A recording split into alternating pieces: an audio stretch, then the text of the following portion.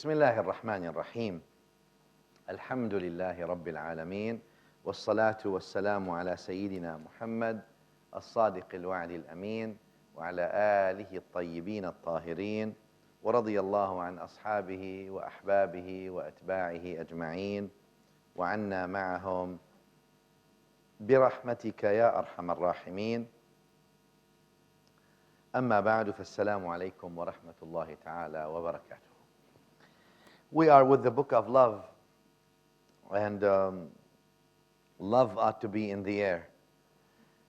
That's the whole point. And we were talking about 41, and where one is annihilating their egos before others, then annihilating everything except them and Allah in a sense, and then annihilating themselves, and only Allah Ta'ala remains. And that's because love eventually focuses you on that which you love, refines your focus.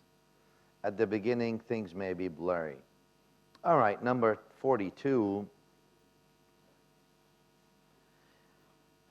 Number 42 says this: change your thoughts if you want to experience openings. This aphorism is important, and especially for the beginners. Beginners, they're looking for signs. Am I in the right direction? And not only signs, the beginners want to worship Allah Ta'ala, or they align their heart a little bit for a couple of days, and then they want to be like Abdul Qadir al-Jilani. Right, already, you know, and they want to be walking on, they want to do astaghfirullah 10 times, and they want to walk on the air, on the water right away. I want to walk on the water. But I always say, like, you need to get out of the boat before you walk on water. I mean, you can walk on water, but you got to get out of the boat first, right? I mean, you're still on the boat, in the boat, you can't walk on the water while you're in the boat.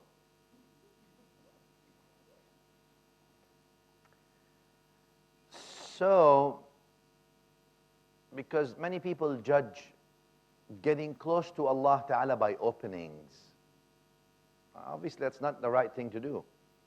But anyway, people like that. People want that. They say, all right, I'd like to see openings. I'd like to have to experience being close to Allah Ta'ala. Obviously, being close to Allah Ta'ala is illuminating. So definitely it's going to illuminate you. There's no ifs and buts about that. But the point is, illumination itself is a distraction. Illumination itself, if you seek it, it becomes a veil. It's distracting you, because who are you supposed to be seeking? Ihsan is you worship who? As if you're seeing who?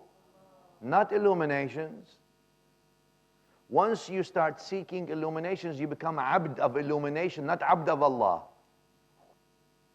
Abd of openings, not abd of Allah. And Allah wants you to be abd of Allah, not abd of what He gives you. Many people are abd of the ni'am. Few are abd of the mun'im. Ni'am means endowments, givings. Mun'im is the one who gives, the giver. Many people, they become abd for those, for whatever, what they get, rather the one who gives. Anyway, change your thoughts. You want to experience spiritual openings? You got to change your thoughts. You got to change your thoughts. Now, a lot of people don't understand or don't appreciate that the change is not at the action level nor at the word level. Change always is at the thought level. Always. And to that, I'm going to give you the hadith that you all know very well, where the Prophet ﷺ says, إِنَّمَا الْأَعْمَالُ بِالنِّيَّاتِ. And you all memorize the hadith, mashallah, very nice. It's hadith Sayyidina Umar, the very first hadith in Sahih al-Bukhari. إِنَّمَا الْأَعْمَالُ بِالنِّيَّاتِ. Every action is based on intention. Yes? Are we there? Great.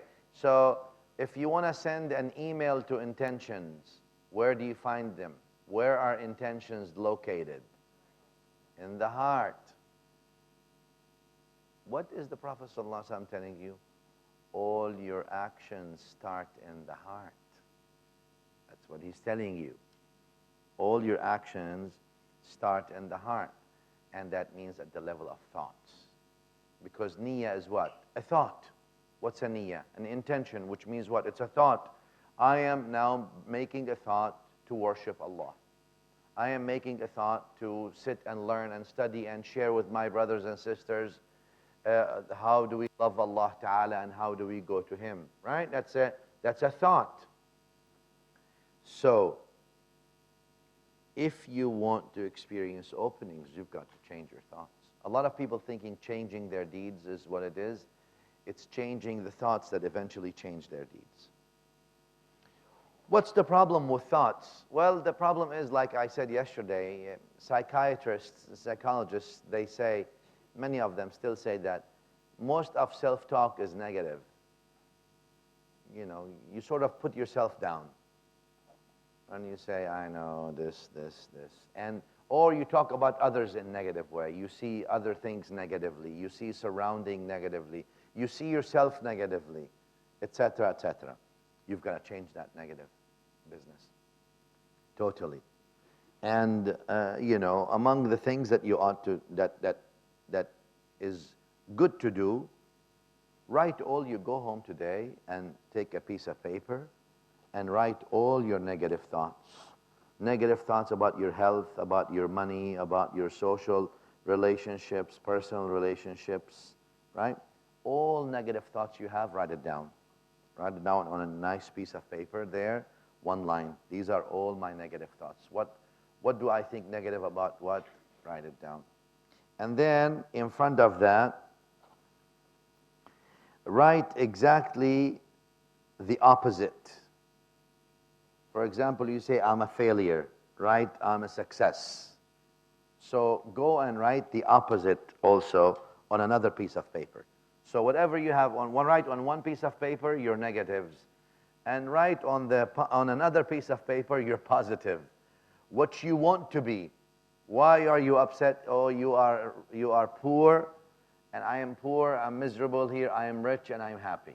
I am wealthy, I'm happy. All right, so take something, write it on a piece of paper, negative ones, write on another paper, exactly the opposite, the positive ones. Take the negative or burn it. Some people like to burn. Just burn the thing. Watch it burn in front of you. And keep the positive one in front of you. And repeat that positive one as many times as you need.